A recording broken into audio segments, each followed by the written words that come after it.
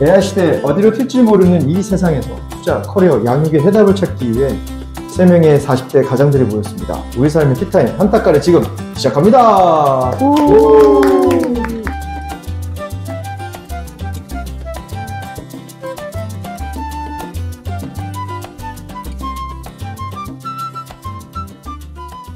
안녕하세요. 김박수입니다. 오공입니다.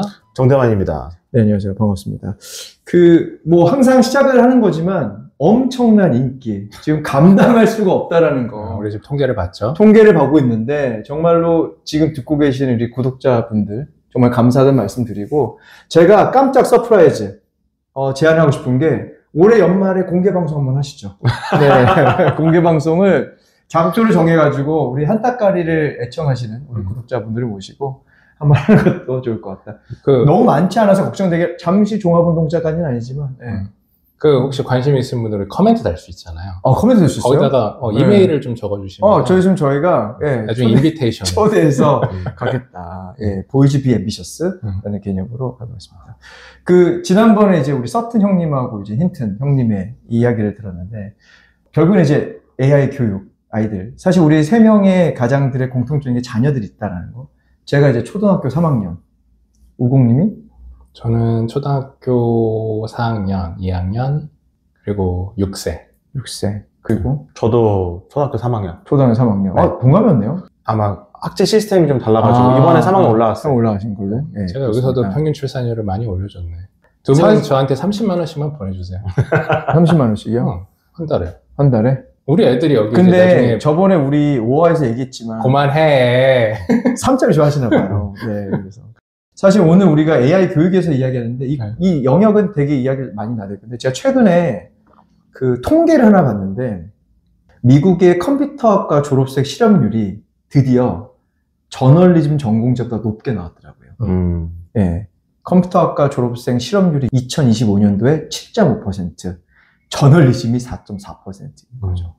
그러니까 저희는 역시 테크에 있다 보니까, 특히 이제 우리 바이브 코딩도 했었고, 안드레 캐퍼티부터 시작해서, 사실은 아직 AGI가 실현도 되지 않았고, 그렇지 않습니까? 에이전틱 AI가 실현도 되지 않았는데 벌써 이런 컴퓨터 공학과였던 이 테크 쪽에서의 어려운 점들이 있다 보니까, 저는 사실은 막연하게 우리 자녀가 나중에 10년, 15년 뒤 사회에 나왔을 때 2040년쯤 되겠죠? 그때 세상 돼서 우리 아이들이 이제 어떻게 키워야 될까라는 고민들이 너무 많이 이제 들기 시작하는 거예요. 그래서 오늘 우리는 정답은 없죠. 정답은 없는 거고, 우선 첫 번째 저 시작을 하고 싶은 거는, 이런 AI 테크에 대해서 이야기를 나누면서 여러분들 혹시 우공님 그리고 정대만님은 자녀를 어떻게 좀 키워야 되겠다, 양육을 했다, 육아를 했다, 이런 생각들이 최근에 바뀌신 게 있는지 그 얘기부터 좀 시작했으면 좋겠었어요. 그러니까 많은 사람들이 특히 테크 쪽의 리더라는 분들한테 이런 질문들을 하시더라고요. 산업에 있는데 자녀들 교육에 대해서 어떻게 생각을 하냐라고 하면은 다들 자신감이 많이 없어 보인다 라는 생각이 전 첫 번째로 좀 들었었고, 그래서 되게 본질적인 걸로 돌아가는 게 안전한 게 아닌가 라는 답변들이 더 많은 것 같더라고요. 근데 저도 답은 없는데, 아이들의 교육이 특히 한국의 교육이라는 게 이제 대입을 중심으로 해서 굉장히 테크닉 중심. 그러니까 한국은 제가 봤을 때는 어떤 좋은 교육 체계가 들어온다고 한들 그게 다 학원화가 된다고 생각을 하거든요. 어떻게 하면 그거를 좀 깰 수 있는 손쉬운 방법을 누가 효율적으로 가르쳐 줄 수 있는가. 그러다 보니까 아이들이 이제 근원적인 고민들을 많이 못하고 있는 게 한국 교육의 가장 문제라고 생각하고, 지금 미국에 있는, 저도 그 영상 봤거든요. 블룸버그에서 보스턴 컬리지랑 그렇죠. 하나 IB였는데 기억이 잘 안 나네. 보스턴 컬리지하고 카네기 멜론인가? 하여튼 좋은 학교인데. 네, IB 출신의 콜롬비아였던 것 같아요. 콜롬비아였나요? 네. 아무튼 IB 출신의 이제 막 갓 대학을 졸업한 친구들이 굉장히 정석을 따라가지고 SAT를 시험을 잘 보고 학교에서 온갖 뭔가 extra curricular activity라고 부르는 것도 잘했고 학점도 잘 받았고 인턴도 했는데 100군데를 지원을 해도 취직이 안 되고 있는 상황을 보면서, 이게 우리가 과거에 이제 해왔던 이 입시 위주의 교육은 확실히 그 수명을 다했다라는 생각이 많이 들고는 있는데 사실 그걸 100% 털어내질 못하고 있어요. 왜냐하면 대안이 명확히 없는 거죠. 그래서 우선은 뭐 말이 길어졌는데 답이 있냐? 답은 없고요. 근데 한 가지 좀 생각을 하는 거는 그냥 무지성으로 아이 교육에 투자는 하지 말아야겠다라는 생각은 하고 있어서 이제 제가 집사람한테 얘기한 거는 아이 한 명당 우리 가정에서 지출할 수 있는 학원비를 제가 한 개치를 다 정리를 했어요.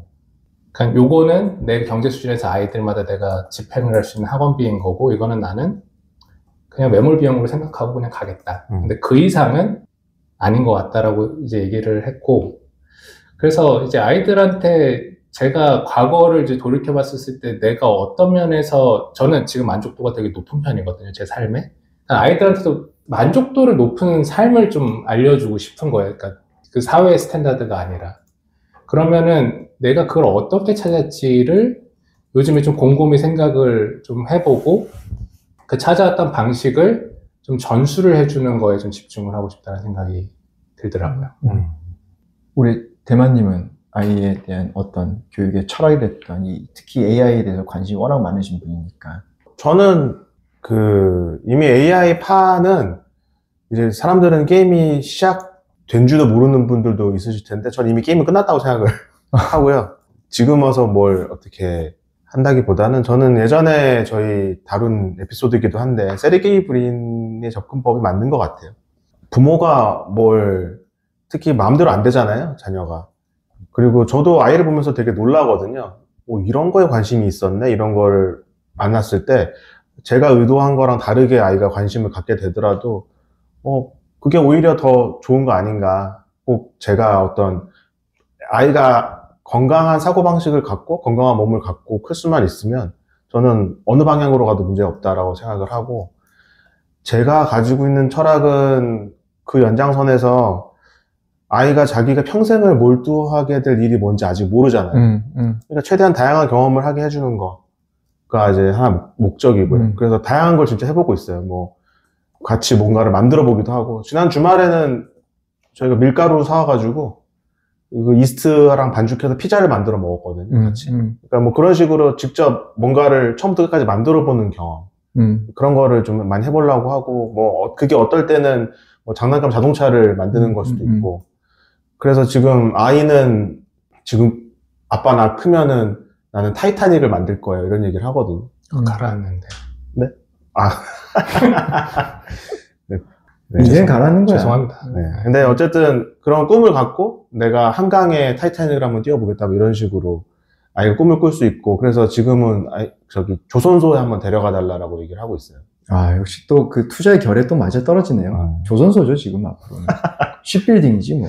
근데 어쨌든 그걸 위해서 관심은 또 바뀌거든요. 계속 그게 언제까지는 공룡이었다가 언제까지는 자동차였다가 언제는 또 배였다가 저 스스로가 인생을 굉장히 시행착오를 많이 하면서 제 길을 찾아왔기 때문에 아이가 시행착오를 많이 했으면 좋겠고 그 시행착오를 버티고 일어날 수 있도록 일단 저희는 체력, 운동 많이 시키고 독서, 책 많이 읽고 그래서 이제 집에서도 저도 웬만하면은 이제 책을 읽는 모습을 좀 보여주려고 하고 아이도 이제 자기가 심심하면은 책에 먼저 손이 가는 그런 습관이 들 수 있도록 주말에 도서관을 간다든지 이런 액티비티로 하여튼 지금 나이 때 학교에 성적이 좋고 나쁘고는 전혀 신경 안 쓰고 아이가 지금 책을 좋아하는가 자기가 뭔가 좋아하는 게 있는가 그리고 뭔가 하나를 잡고 끝까지 뭔가를 만들 수 있는가 이런 거를 할 수 있도록 좀 환경을 만들려고 하고 있어요.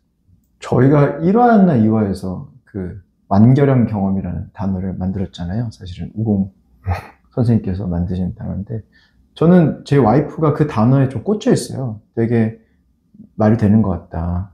우공 선생님이 어떤 사람인지 모르겠지만 대단한 분인 것 같다 라고 이야기하면서 완결형 경험을 하는데 저는 교육을 하는 데 있어서 저도 근데 어쩔 수 없이 이런 거예요.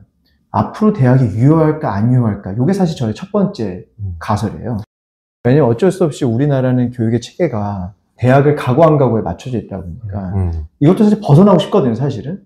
근데 결국은 대학이 유효할까 안 할까. 근데 아까 우공 선생님 말씀 그 동영상을 제가 사실 공유했던 게 블룸버그에서 2명의 젊은 사람들. 옛날과 같아서 이분은 이미 잡을 줄을 섰겠죠, 사실은. 그렇죠. 내가 갈 걸 고를까 하는데 된 거죠. 근데 그분의 전공들을 보거나 가는 직장을 본다고 하면 파이낸셜 아마 애널리스트 한 명이었고 한 명은 뭐 프로덕트 매니저였나? UX 디자이너였던 거죠. 그러니까 결국에는 생각을 해보면 아 이쪽 영역은 이제 드디어 그러면 아까 항상 우리 얘기하는 게 AI가 이제 게임이 끝났다. 레시피는 다 나왔다. 라고 하면 그쪽은 기존에 현재 갖고 있는 인력만 가지고도 운영이 가능하고 신규 인력을 뽑지 않는 이런 영역이라고 한다고 하면 우리 꼬맹이가 사회에 나왔을 때 그러면 세상은 어떻게 바뀌었을까 저는 계속 고민하고 있어요. 그때는 직업이 어떻게 변화할까? 어떤 세상일까? 그러면 그 세상에서 우리는 어떻게 될까 하면 저는 크게 몇 가지? 3가지의 고민을 하기 시작하는 거죠. 네, 3가지 고민을. 첫 번째, 우선은 항상 한쪽이 치중되면 또 한쪽이 올라온다고 생각하거든요. 그러니까 로봇이 됐던 AI가 올라오면 결국에는 인간의 근본적인 것들에 대한 희소성이 더 올라가지 않을까? 그래서 저는 오히려 요즘 비슷하긴 하지만 책을 많이 읽혀요. 책을 많이 읽고 사실은 저는 제 꼬매기한테 그 미디어를 익스포저를 안 시키려고 하고 있거든요. 그러니까 책을 읽고 손으로 그리게 하고 뭔가 아날로그. 왜냐면 이걸 언제까지 유지할지도 모르겠으니까. 언젠간 갈 수밖에 없는데 최대한도로 할 수 있는 데까지 하나가 있고 두 번째는 저는 사실 공교육에 대한 불신이 좀 있어요. 공교육에 대한 불신. 그래서 이 공교육을 어떻게 그렇다고 해서 사교육 가서 학원을 보내자는 얘기는 아니고 이 공교육을 불신해서 어떻게 가져갈까. 이따가 이제 알파스쿨을 얘기를 할 건데 뭔가 이제 또 다른 대안들이 이제 올라오지 않을까? 우리가 사회 속에서 때론 새로운 교육 선택. 사실 저는 지금 국가에서 하고 있는 AI 교과서 반대하거든요. 그 부분이 하나 있고 마지막에 3번째는 저도 비슷한 거에 꽂혀 있는데 결국에는 저는 이 사고력, 체력 이런 것들 결국에는 바깥에 있는 그런 부분들에서 좀 고민을 많이 해요. 그래서 와이프한테 그 얘기해요. 야 차라리 대학교 보내지 말고 그 사교육비를 아껴서 차라리 구글이 됐던 주식을 사줘서 걔가 대학교 갈 때 그냥 그 돈 주자 그냥 그래서 자기 사업을 하든 뭘 하든 그게 더 현명하지 않겠냐. 한 달에 못 들어도 100만 원, 200만 원 드는 이 세상에서 그래서 그런 게 있다라는 말씀을 드릴게요. 그러면 좀 더 넘어가 보면 저는 최근에 봤던 이제 그 에즈라 클라인이라는 이제 유튜버가 있거든요. 이분이 브루킹스 연구소에 있는 레베카 윈스럽이라는 분하고 이야기를 나누는데 이렇게 나왔었어요. 뭐냐면 지금 76년 이후로 책을 안 읽는데요. 저희가 생각할 때는 되게 최근부터 책을 안 읽는데 과거부터 책을 정말 많이 안 읽고 지금 절대 책을 진짜 많이 안 읽고 있대요. 그래서 지금 어떤 일이 벌어지고 있냐면 미국에서는 비판적 사고가 없어지고 있다는 거예요. 근데 비판적 사고가 없어지는 것 중에 가장 큰 폐해를 뭐라고 이야기하시냐면 아이들이 맞고 틀리고를 판단을 못하고 있대요. 예를 들면 그러니까 그 유튜브나 아니면 뭐 구글이 됐던 정보가 나왔을 때 그걸 판단을 못 한다는 거예요. 저는 이걸 듣고 뭘 했냐면 우리가 저번 에피소드 얘기했지만 AI가 핵처럼 위협이 되진 않을 수 있겠지만 신압으로 비가 내리듯이 우리가 적는 것처럼 우리가 아이들한테 이거를 정신적으로 혹은 사상적으로 어떻게 영향을 미칠까가 정말 좀 걱정이 많이 되긴 하거든요. 그러니까 이런 관점에서 저는 우리 듣고 있는 청취자분들에게 우리가 얘기한 게 정답은 아니지만 생각을 공유한다면 저는 우선 이렇게 화두를 던지고 싶어요. 첫 번째는 우리 아이들의 목적성에서 한번 제고할 필요 있을 것 같다. 그러니까 예를 들면 대학교를 가고 안 가고에 대한 목적성을 다시 한번 생각해야 되는데 그 목적성은 앞으로 도래해야 할 AI 시대가 어떤 시대인지를 우리가 알아야 되지 않냐라는 거죠. 그래야지 우리가 이 목적성에 맞게 우리 아이의 길을 만들어줄 수 있는데 저는 그런 것들에 대한 부분이 아직은 공부가 더 많이 필요하고 더 무서운 거는 제가 오늘 어떤 강의를 갔다 왔거든요. 정말로 AI에 대한 근심 걱정이 없어요, 사람들이. 그렇죠. 진짜 근심 걱정. 저는 그게 뭐가 걱정이냐면 우리 세대는 망해도 되는데 나는 우리 아이 세대가 망할 것 같아요. 그래서 우선은 다시 좀 돌아오면 우공 선생님 대만님 같은 경우에는 아이들이 어떤 목적성과 20년 뒤에 예를 들면 첫째가 20년 뒤에 사회에 나왔을 때 구체적으로 어떤 모습의 사람으로 사회의 일원으로 살아가는 모습을 그리고 계세요? 직장인이에요? 저는 사실 아이의 삶에 대한 기대가 그렇게 큰 편은 아니거든요.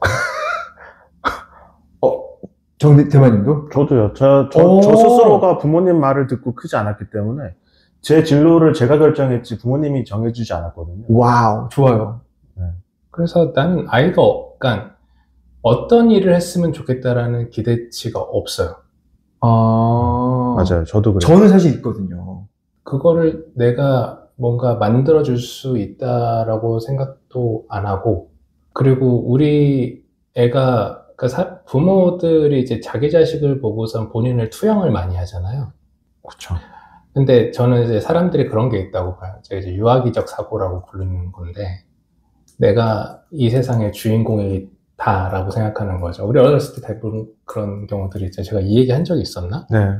그때 마스크맨. 네. 나는 레드야. 근데 우리는 그 세계관에서 그냥 길 걸어가다가 괴수한테 밟혀 죽는 그런 사람들인 거지. 마스크맨 5명 안에 끄기도 힘들 거거든. 근데 이제 그런 게 온전히 버리기가 되게 힘든 것 같아요. 여전히 저는 이제 스스로에 대해서 그걸 좀 버렸다고 생각하는데, 아이는 좀 다른 문제인 것 같긴 해요. 그게 되게 어떻게 미묘하긴 하더라고요. 내가 내 스스로 포기한 만큼 아이들을 포기하는 거는 이게 뭐는 감정이 좀 더 객관화가 좀 안 된다고 해야 되나? 그런 것들이 여전히 있긴 한데, 근데 제가 이제 아이를 보는 거는 그런 아이가 어떻게 컸으면 좋겠다, 뭘 했으면 좋겠다, 그리고 그걸 통해서 내가 자랑스러운 마음을 가졌으면 좋겠다, 이런 게 저는 0이에요. 오.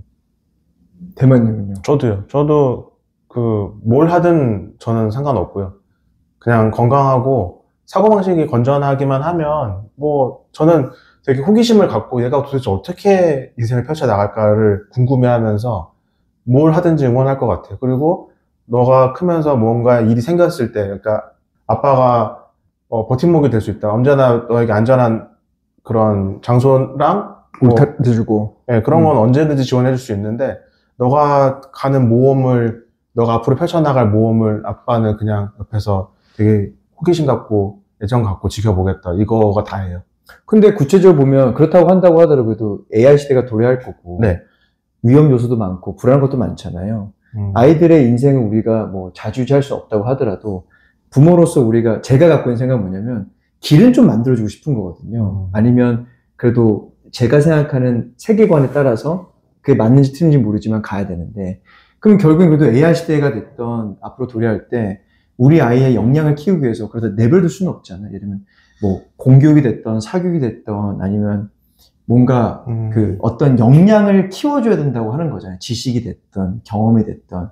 그거에 대해서는 여러분 뭐 어떻게 그럼 준비하고 계세요? 그러면 제가 대비하고 있는 게 하나 있긴 하네요. 뭔데요? 저는 영어예요. 영어. 네. 저희 아이는 저 스스로가 많이 느낀 거지만, 전 세계에서 생산되는 지식의 90% 이상이 영어로 생산이 되잖아요. 실제로 우리 인공지능 모델들도 영어를 압도적으로 잘하고. 그렇죠.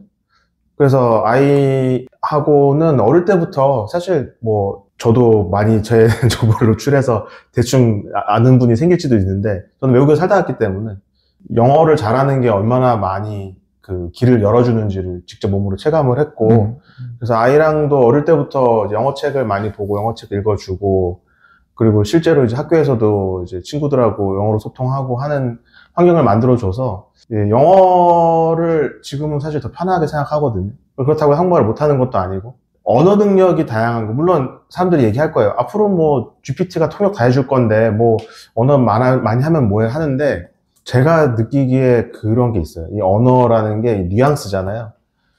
각 언어마다 갖고 있는 뉘앙스를 온전히 느낄 때 훨씬 더 풍부한 표현이 가능해지거든요. 그렇죠. 나 배고파라고 말하는 거, 의미적으로 통하는 거는 어떤 언어로든 쉽게 번역이 되지만, 정말 깊은 뉘앙스를 가지고 전달하는 약간 고급스러운 표현들, 그리고 이제 제가 미드를 되게 좋아하는데, 미드를 보면은 인용을 되게 많이 해요.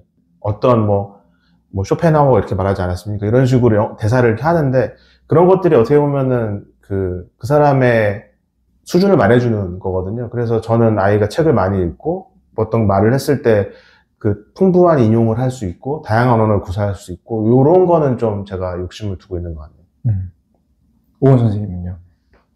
구체적으로 예를 들면 자녀의 길을 만들어주고 역량을 키워주고 지식이 있다고 하면 그래도 그쪽으로 그래도 연가 좀. 그러니까 뭐 길이라기보다는 그 길을 떠나는 데 있어서 뭘 들고 갔으면 좋을 건가를 고민하는 것 같아요. 길을 만들어준다기보다 어떤 길을 가든지 간에 그건 이제 본인이 찾아가는 것이고 그 길이 고속도로가 됐던 험난한 길이 됐던 아니면 그 누구 가지 않은 길이 됐던 그냥 이 친구가 가지고 가면 좋을까라는 거를 생각을 해보면 하나는 시도를 두려워하지 않는 마음 두 번째는 실패를 두려워하지 않는 마음 두 개 같은 걸 수도 있긴 한데 두 가지가 있으면은 좋을 것 같아요.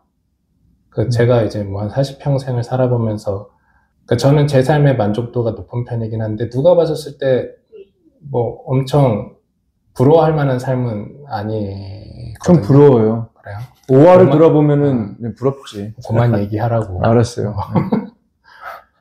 근데 그게 그러니까 사람들이 그 부정적인 느낌에 되게 두려움이 많잖아요. 뭐 거절을 당한다던가 아니면은 뭐 실패를 한다던가.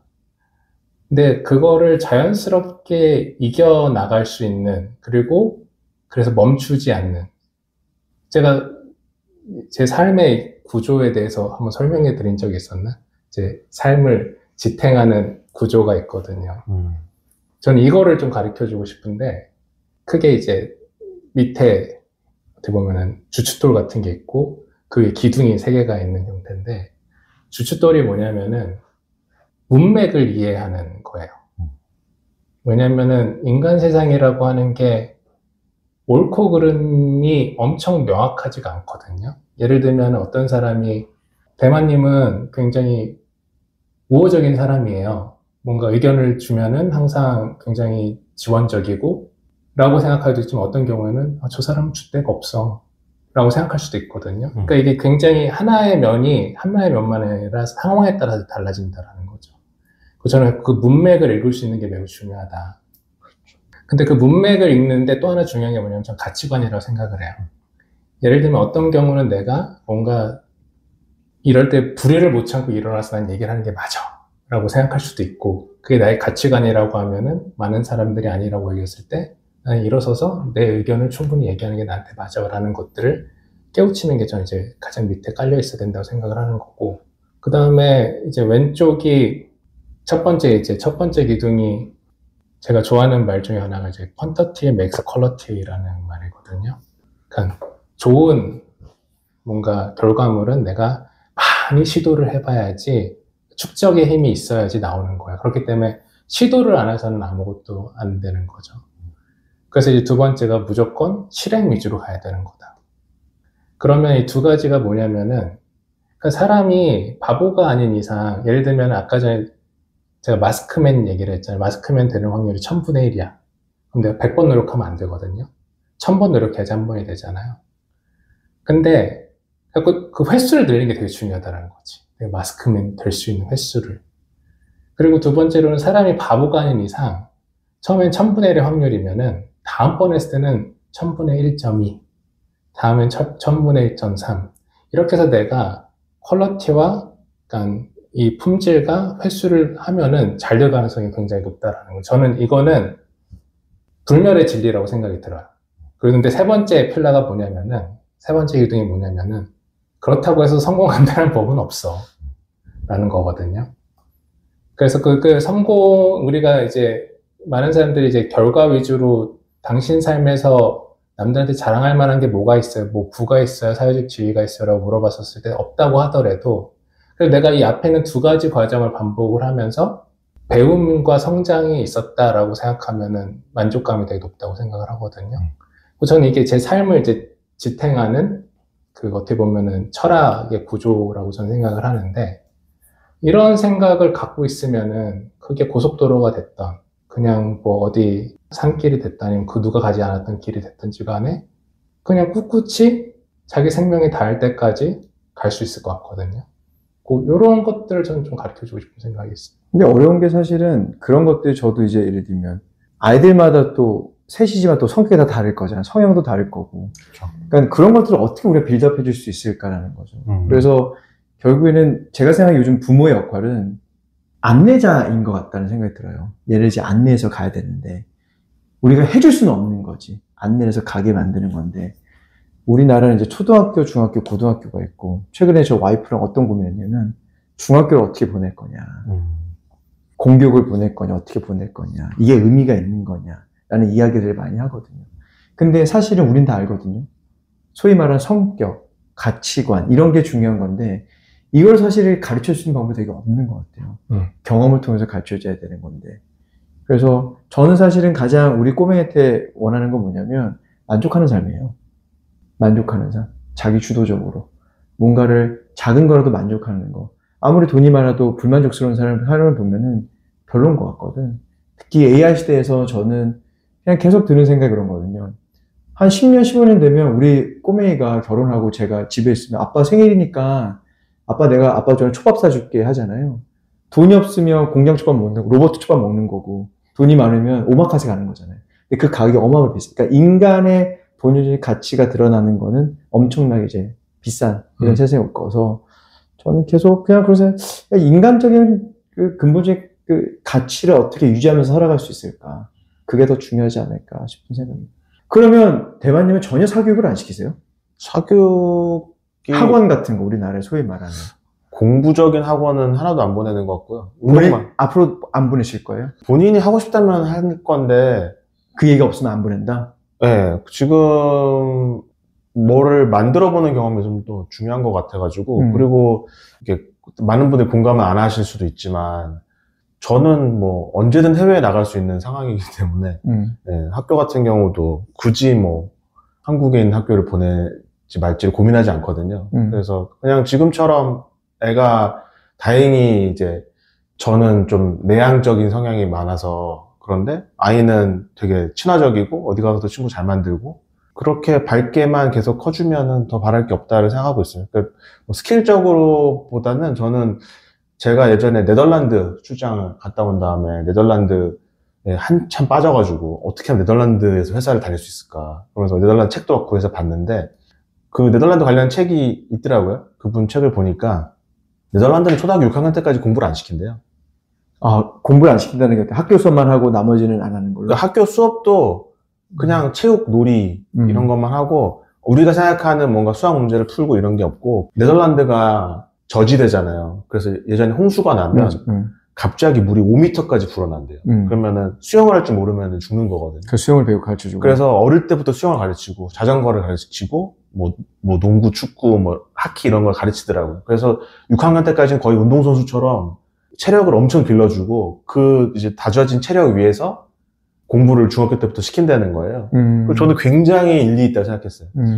초등학교, 요즘에 저는 그 정승재 선생님 그 유튜브 영상이 많이 나오잖아요. 그분 말씀이 아니 선행을 2번 돌든 3번 돌든 무슨 상관이냐. 문제 풀 능력이 없는데 문제를 달달 외워서 풀면 뭐하냐. 응용을 못하는데 그런 얘기 하시잖아요. 근데 그게 맞는 것 같아요. 공부라는 거는 저는 계단을 오르는 거랑 비슷한 것 같은데 부모가 뒤에서 밀어서 계단을 올릴 수 있어요. 근데 부모가 손을 놓는 순간 떨어져요. 그 아이는 그거 유지를 못 하거든요. 근데 자기가 좋아서 공부하는 애들은 한 번에 계단을 뭐 2개, 3개씩 막 팡팡 뛰면서 올라가거든요. 그 동기부여가 된 애들은 부모가 그렇게 자극을 줄 필요가 없는 거예요. 그것처럼 저는 아이가 그 말 그대로의 문해력, 정말로 어떤 상황이 닥쳤을 때 그 상황을 이해하는 능력, 그러니까 책을 많이 보면 그게 길러지겠죠. 그래서 그것만 있고 몸이 건강하면 나중에 중학교 이후에 자기 하고 싶은 걸 어쨌든 못 찾아도 상관없고 찾았다고 하면은 다져진 체력 위에서 마음껏 달려나갈 수 있지 않을까 뭐 그런 생각을 하고 있어요. 우공 선생님은 사교육에 대해서 어떻게 지금 접근하고 앞으로 어떻게 하실 거예요? 저는 사교육에 관심이 없어요. 근데 집사람이랑 100% 합의가 안 된 상태이기 때문에 38선처럼 선을 그은 게 아까 얘기했던 교육비에 대한 한계점을 그은 거고요. 진짜 그런 얘기 많이 하거든요. 애를 공부시키는 거 보면은 지금 여기서 보면은 공부하고 있는 쟤도 불행하고 공부 안 하는 걸 쳐다보고 있는 당신도 짜증나고 돈을 내고 있는 나도 짜증나는데 유일하게 행복한 사람은 학원 원장밖에 없는 것 같다. 그렇죠. 그렇죠. 그게 대표적으로 포모잖아요. 그 다른 사람들도 하니까 안 하면 내가 마치 뒤처질 거. 그래서 그런 얘기를 많이 해요. 저한테. 그럼 안 하면 뭐 할 거냐. 그리고 당신은 대학 갔다 왔는데 왜 애는 대학을. 저는 대학이 필요 없다. 동의. 근데 당신은 대학 나왔고서 왜 애는 대학을 안 보내냐. 근데 이제 이제 대안이 명확하게 있지가 않잖아요. 그렇다 보니까 이제 그런 되게 애매모호한 DMZ 같은 영역을 만들어가지고, 그럼 이 선에서는 하고, 근데 그거를 깨고 나갈 수 있는 길은 전 하나가 있어요. 아이가 너무 하고 싶어 하는 모습이 보이고 하면은 그 다음은 생각해 볼 수 있지만, 그게 아닌데 공부를 위한 공부, 아까 전에 선행을 한 번 하냐 두 번 하냐 세 번 하냐, 애가 의지가 없는데 그걸 해서 무슨 의미가 있냐라는 거지. 그렇죠. 그래서 저는 그걸 인위적인 선을 이제 그은 상태고요. 그리고 모르겠어요. 제가 너무 아이들의 교육에 좀 무관심하나 싶은 생각이 들어서 지금도 보고 있으면은 내가 애들이 많아서 더 그런 건가? 아니면은 그냥 내가 관심을 보여야 될 만큼인데 못 보이고 있나, 이런 고민이 지금 살짝 들고 있긴 한데, 우선은 저는 사교육은 크게 의미가 없다. 하지만 그냥 집안의 평화를 위해서 선을 긋고 가긴 간다. 하지만 나는 아이가 어느 순간 와서 아빠 나 공부하기가 너무 싫어요 라고 하면은 기꺼이 그래 그럼 학교는 다니되 공부는 네가 그렇게 많이 스트레스 받지 마 라고 얘기할 것 같아요. 제가 제일 좋아하는, 요즘 많이 쓰는 말이 아인슈타인이 이런 말 했거든요. 상황이 바뀌었는데 똑같은 방식으로 하면서 다른 결과값을 기대하는 거. 정신병이다. 예, 인세니티 정의한 건데, 사실 저는 이 명언이 요즘 시대에 제가 많이 기울이는 게, 우리가 항상 AI 토크하면서 그 얘기하잖아요. 세상이 변할 거다, 게임은 끝났다 얘기했는데 과거에 똑같은 게임을 하고 있다는 거죠. 제가 자성을 해보면 과거에 똑같은 게임은 의대를 보내고 뭐 이런 거잖아요. 좋은 학교를 보내고. 근데 우리가 지난 6화까지 했던 얘기는 뭐냐면, 게임은 끝났다, 레시피는 나왔다, 사람 잘리고 있다, 더 이상 뽑히지 않을 거다, 지금은 바뀔 거다라고 해서, 저는 오늘 다시 한번 오히려 이 자리가 저에게 다시 한번 생각을 다다듬는 시간이 된 것 같아요. 아, 진짜 바뀌었지. 그래서 이 팟캐스트를 듣고 있는 청취자분들이 저는 오늘 이 키 테이크어웨이였으면 좋겠어요. 뭐냐면, 지금 당장 학원을 끊으라는 얘기를 드리는 게 아니라, 한번 진짜 앞으로 도래할 AI 시대에 우리 아이들을 어떻게 교육을 하는 게 맞을지. 그러니까 그 교육이, 이 얘기 있잖아요. 할아버지의 재력과 어머니의 정보력과 아버지의 무관심으로 우리나라는 의대를 가는 거잖아요. 그게 지금 유효하진 않을 것 같고, 오히려 아버지들이 AI 공부를 더 많이 해서 앞으로 도래할 세상에서는 어떤 역량이 필요한지에 대한 부분을 우리 아이들을 안내하면서 끌고 가야 되지 않을까. 끌고 간다는 게 뭐냐면, 너 저기 가라고 얘기하는 게 아니라 그냥 뒤에서 뭐 가. 근데 내가 너를 딕테이트 하진 않을 거야. 네가 하고 싶은 데를 가봐. 왜? 야, 나도 어떻게 될지 모르는데, 사실은. 그런 저는 생각이 좀 많이 듭니다.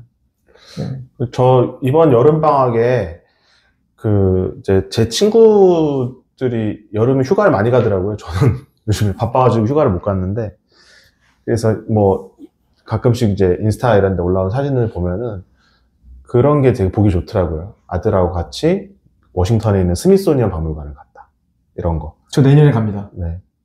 그런 거. 두 번 좋겠네. 지금 국립중앙 박물관 나 표 항공권 내년 거 예매했잖아. 죄송합니다. 말씀하십시오. 네네. 그러니까 저는 제 20대 때 스미소니언 박물관 간 게 정말 너무 행복했거든요. 그 기억이. 모든 박물관을 하루 온종일 해가지고 다 돌았어요. 다 돌았고, 정말 이런 곳이 지구상에 있다는 게 너무 좋았거든요.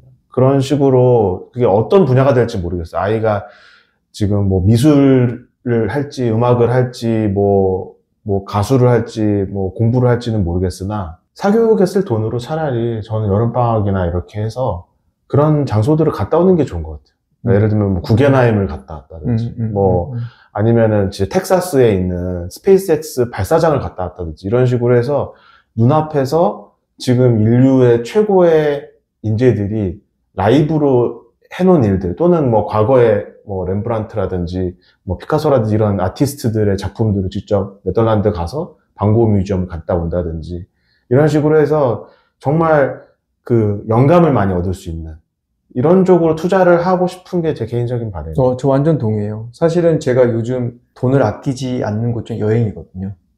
그러니까 결국에는 책상에 앉아서 PC가 됐던 유튜브를 통해서 경험이 아니라 어디가 됐든 직접 가서 만져보고 보고 듣고 할 수 있는 경험을 주고 싶은 거. 또 하나는 아시다시피 제가 이제 곧 나이가 환갑이잖아요. 100살. 100살이라서 얼마 남지 않았기 때문에 아이들과 사실 좋은 추억을 많이 만들고 싶은 것도 있고 이 시대에 대해서. 그래서 저도 완전 동의해요. 그래서 내년에 원래 되게 조심스럽게 한 게 지금 미국에 로드트립 갈 생각이거든요. 한 달 동안. 그래서 표를 지금 예매를 했고 내년도에 이제 가서 한번 그런 좋은 것들을 보고 하는 것들 어떻게 보면 현실적인 최선의 선택이지 않을까? 그렇죠. AI 시대에 맞이해서. 네, 오히려 아이가 컸을 때는 뭐 그런 거 기억할 것 같아요. 아빠랑 같이 봤던 밤하늘의 별들. 그렇지. 그리고 아빠랑 같이 잡았던 뭐 낚시터에서 뭐 팔뚝만한 고등어를 잡았다든지 이런 기억들이 어떤 성취의 느낌, 그 아빠와 함께 좋은 시간을 보냈던 기억 이런 게 아이의 삶을 더 풍부하게 해주고 어떤 힘든 일이 있었을 때 더 견딜 힘을 많이 주지 않을까. 완전 그럴 것 같아요. 전 사실 그런 추억이 없거든요, 우리 부모님하고. 우리 세대는 많이 없었어요. 제 세대하고 우원선 세대는 달라요. 제 때는 제가 지금 환갑이라니까요. 그래서 좀 달라서. 저는 그거를 컴퓨터 게임이 채워줬던 것 같아요. 컴퓨터 게임이요? 네. 그런 것 같아요. 사실 우리가 이번 에피소드 할 때 제가 가장 사실은 좀 부러웠던 거는 미국의 알파스쿨이에요. 그러니까 지금 청취를 하시는 분들이 있다면 한번 구글에 알파스쿨, 오스틴에 있는 알파스쿨을 써보면 획기적이죠, 사실은. 그러니까 제가 봤던 거는 이런 거예요. 하루에 8시간 수업을 하는데 2시간만 AI 튜터가 강의를 해주는 거죠. 옆에 이제 코치가 앉아있고. 매우 개인화된 본인의 속도에 맞춰가지고. 그러니까 얘기하는 게 이제 가장 중요한 거는 결국 교육이라는 건 원어원, 개인 튜터가 가장 중요한 거고, 과거에 알렉산더와 아리스토텔레스의 교육 방식인 거죠. 그래서 2시간 동안 각자 아이들에 맞는 속도에 맞춰서, 수준에 맞춰서 AI를 교육하고, 나머지 시간에는 친구들과 놀고 사업을 하고. 그래서 제가 봤던 그 CBS 뉴스에서 취재한 걸 봤더니 13살, 14살 에어비앤비를 돌려가지고 1년에 3만 불을 벌고 있더라고요. 그렇죠. 어떻게 보면 완결한 경험 아닌가요, 그게요? 네. 그거 보면서, 진짜 부럽다, 미국. 진짜.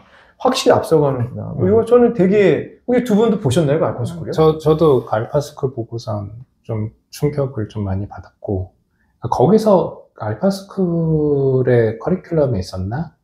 거절당하는 법? 이런 것들이, 그러니까 밖에 나가서 모르는 사람한테 뭔가 제안을 하는 것들을 시키더라고요. 그렇죠. 근데 당연히 모르는 사람한테 제안을 하면 거절당할 가능성이 굉장히 높은 거고, 제가 창업을 했었잖아요. 그렇죠. 그러고서 제가 회사를 들어왔잖아요. 그전에도 회사에 있었지만, 많은 사람들이 그 거절의 두려움 때문에 많은 것들을 실행을 못 하거든요. 아까 전에 이제 대만님이 영어라고 하는 것들이 언어적으로 얼마만큼 많은 지식에 접근력을 주는지를 얘기해 준 것만큼 전 중요한 게 그 사람들이 근원적으로 갖고 있는 실패에 대한 두려움, 거절에 대한 두려움 때문에 우리 앞에는 10개의 어떻게 보면은 선택지가 있는데 그걸 다 펴보지를 못한다는 생각이 들거든요. 모든 사람이 다 10번을 펴볼 수 있는 권한을 신이 동등하게 줬는데 많은 사람들이 2번 정도 뒤집어 보고선 꽝이네, 못하겠다라고 생각해서 저는 포기하는 게 진짜 많다고 생각하거든요. 그래서 제가 아까 전에도 아이한테 가르쳐주고 싶은 게 이거를 열어볼 수 있는 힘, 그리고 열어봤을 때 꽝이 나왔을 때도 꾸준히 다음 거를 향해 달려갈 수 있는 힘을 좀 가르쳐주고 싶다고 했던 게 제가 봤을 때 매우 중요한 거라고 생각이 들었던 거고, 그래서 알파스쿨이 그런 관점에서 봤을 때 저는 매우 신선하고 좋은 충격이었고, 그렇죠. 우리 아이들도 저기에 보낼 수 있으면 나는 거의 학비가 7만 불인가? 4만 불. 4만 불이었나요? 네. 전 충분히 빚을 내서라도 보낼 것 같아, 그런 데라고 하면. 대출이 나오는구나. 주식이 있으니까. 역시 다르네. 어제 포기한 건가요? 주식이 있으니까. 네, 포기를 했네. 됐습니다. 네. 혹시, 네, 대만님은 알파스쿨. 그쵸. 저도 그 영상을 벌써 1년 전에 봤죠. 네. 보고 되게 충격을 받았고, 커리큘럼이 정확하게 이렇다고 하더라고요. 하루에 AI 의존에 대한 우려가 있어서 2시간만 AI 노출을 시키고 2시간만 공부를 하는 거예요, 사실. 6시간은 아까 말씀하신 그런 사회적 실험을 하고, 친구들하고 이제 운동을 하고, 그 워크숍 같은 걸 하는 거죠. 그 중에 하나 저도 인상 깊었던 코스가 이제 그릿이라고 하죠, 그릿. 요즘에 끝까지 포기하지 않는 능력. 이런 것들을 함양하기 위해서 아까 같이 뭐 거절을 당하는 상황에 노출시켜 본다든지 되게 프로젝트를 끝까지 끌고 갈 수 있도록 동기부여를 해준다든지 이런 이제 뭐 수학 문제를 하나 두 개 더 풀고 말고의 이런 문제가 아니라 그런 진짜 라이프 스킬을 가르쳐 준다라고 선생님이 얘기하더라고요.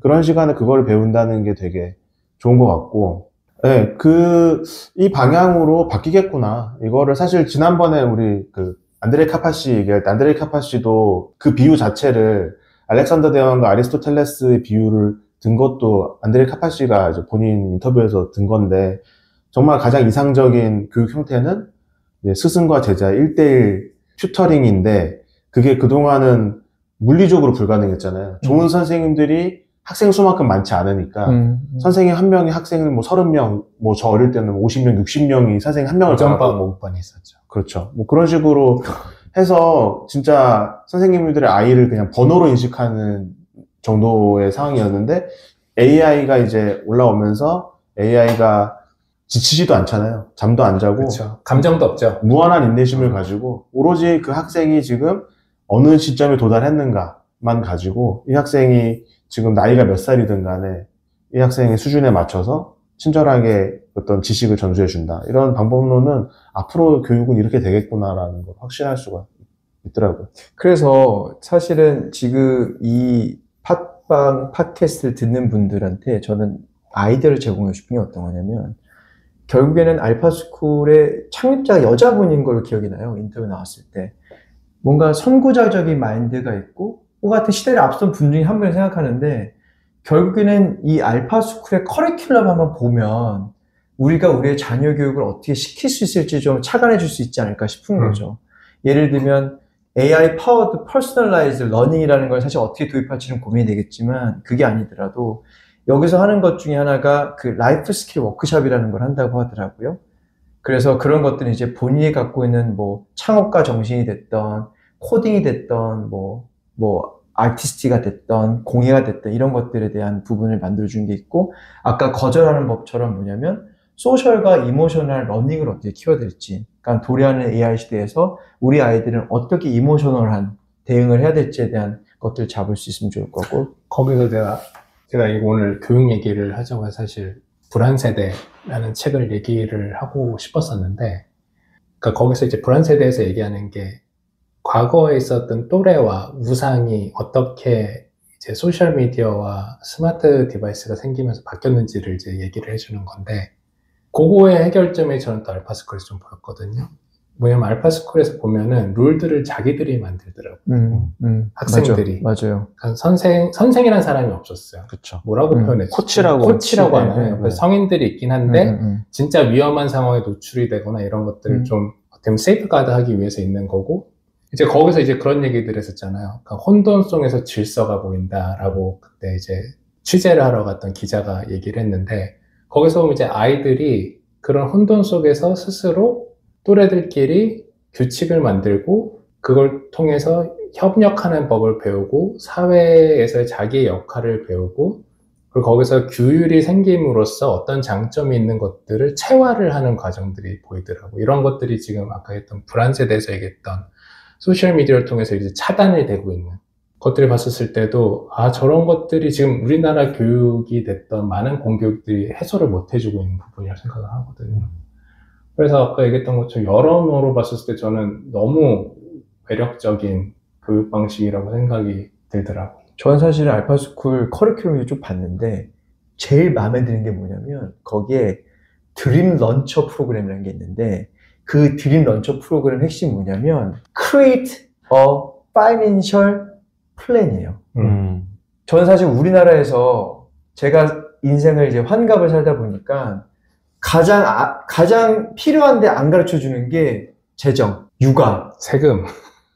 이 교육을 사실 아무도 안 가르쳐 주는데 제 인생을 살면서 제일 힘든 교육이었던 겁니다. 사실 저는 이런 재무 교육을 시켜주고 그 재무 교육을 이제 프로젝트화해서 하는 것들이 중요하고, 그 프로젝트를 본인들이 스스로 주도적으로 만들어서 하는 것들에 대한 부분, 이게 우리가 말하는 완결형 경험을 만들어주는 거.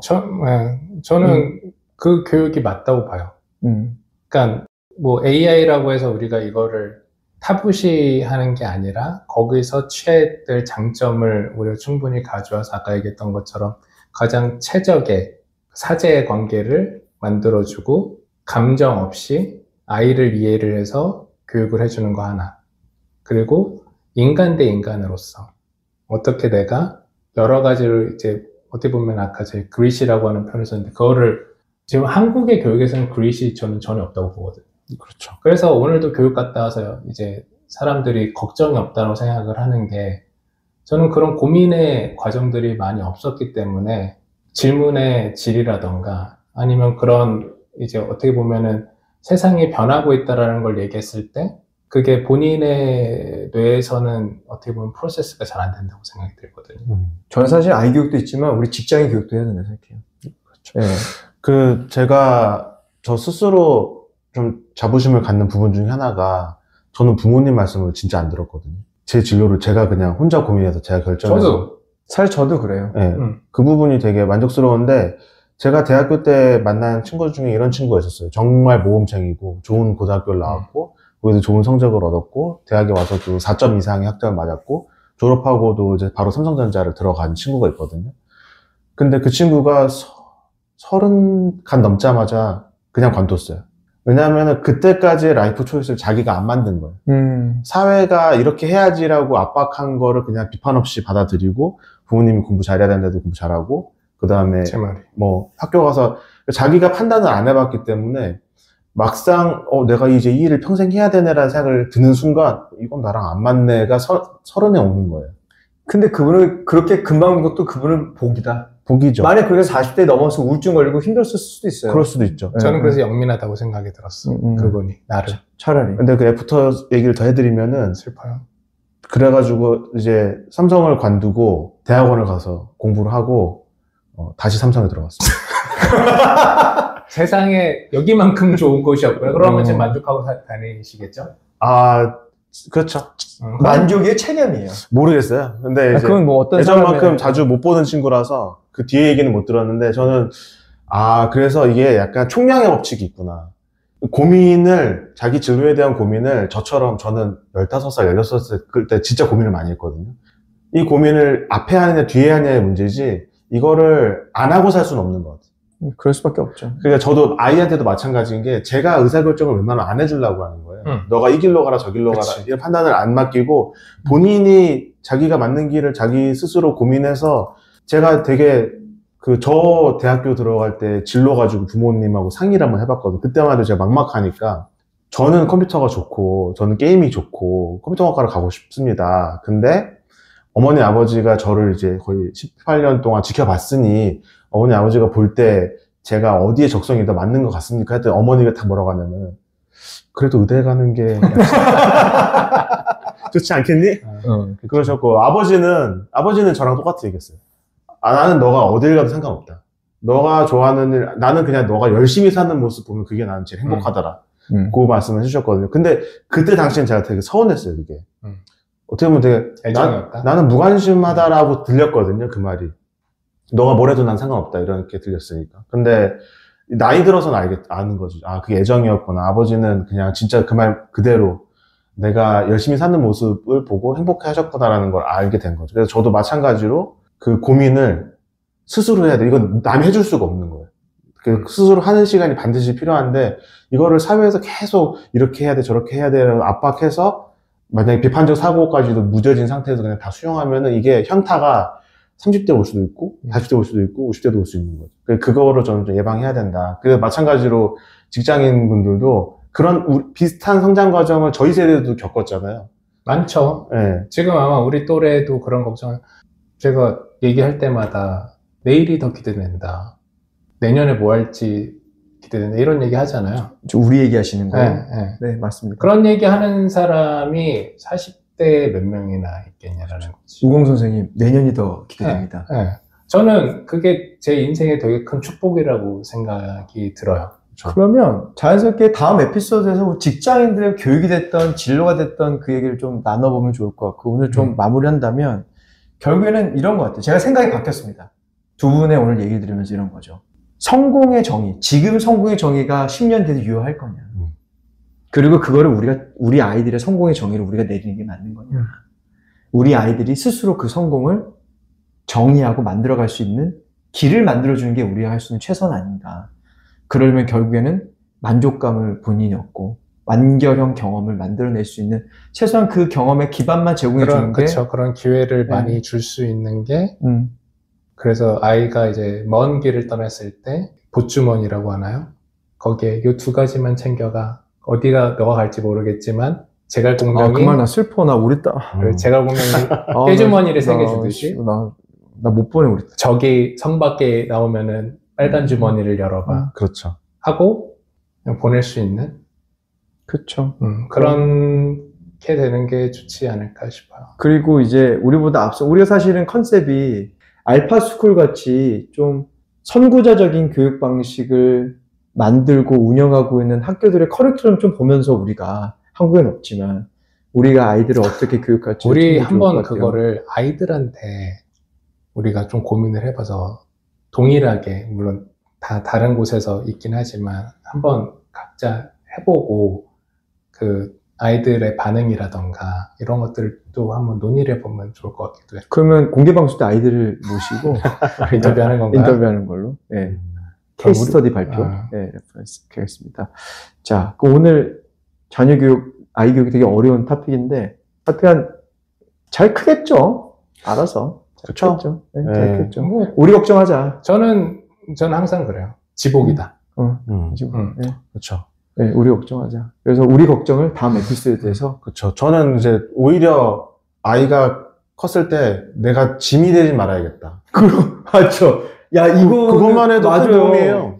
정말 저는 그 상황은 싫어요. 그래서 사실 우리가 그래서 애 재테크도 많이 하고 이런 거 하는 거죠. 그렇죠. 경제적으로 왜 빼서 줄 걸 더 줘야지 우리가. 그렇죠. 도움이 돼요. 저는 주고 싶지도 않고 뺏고 싶지도 않아요. 난 좀 주고는 싶어. 왜냐면 내가 맨날 얘기하잖아요. 그냥 대학교, 저는 우리 꼬맹이 대학교를 항상 왜 19살 대학교를 꼭 가야 되는 거예요? 진짜 자기가 공부하고 싶은 게 생겼을 때 대학교를 가면 안 되나? 이 생각을 항상 갖고 있거든요, 저는 사실. 그게 아닐 수도 있고. 저는 사실은. 그렇게 바뀔 수도 있고. 네, 그리고 저는 한 가지 또 이제 약간 한국인의 특징인 것 같은데 한국 사람들이 성공 방정식을 되게 좋아해요. 저 분야가 전망이 밝을 것 같으니까 미리 가서 이제 알바끼처럼 이제 딱 그 자리를 선점해 놓고 시대가 이제 딱 그 지점이 오면은 거기서 내가 그 고생에 대한 보답을 누리겠다. 이런 마인드셋이 있거든요. 근데 제가 항상 그거 보면서 생각하는 게 1997년에 우리나라 대학 입시에 가장 그 인기 있는 학과 중에 하나가 건축학과였어요. 지금 완전히. 아니, 근데 그게, 그러니까 그 당시에 접근 가능한 정보로 최선의 판단이었다고 하더라도 그분들이 나왔을 때 거절 경기가 안 좋아서 취업이 안 됐거든요. 그러니까 지금 아까 그 CNBC 얘기하신 건 똑같은 거예요. 그 학생들이 대학을 갈 때는 부모들이 너 컴퓨터공학 해야 돼. 너 뭐 이거 해야 돼. 이렇게 해서 그쵸. 방향을 정해준 거지만 그 방향이 4년 뒤에 어떻게 될지 몰라요. 지금은 더 앞이 안 보이죠, 사실. 그렇죠. 그러니까 오히려 저는 세르게이 브린처럼 내가 방향을 정해줄 생각은 난 1도 없다. 그냥 아이가 자기 좋아하는 거 열심히 해서 운이 좋으면 자기처럼 되는 거고 운이 안 좋아도 자기 좋아하는 거 했으니까 된 거고 그게 제일 바람직한 게 아닌가.